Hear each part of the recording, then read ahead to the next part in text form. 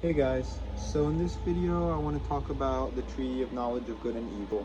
So basically God said not to eat from this tree, and what eating from this tree means is trying to define good and evil for yourself, because when people try to define good and evil for themselves, then they get caught up with judging all the other people doing things that they necessarily don't approve of. But all of this causes huge amounts of confusion.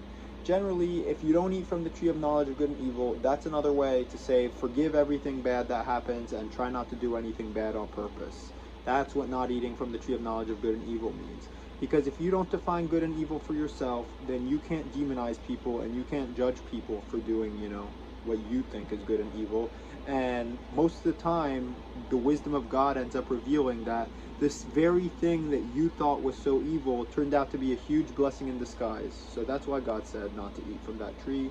And I generally try to never define what good and evil is for myself. And I try to be as forgiving as possible and as accommodating as possible.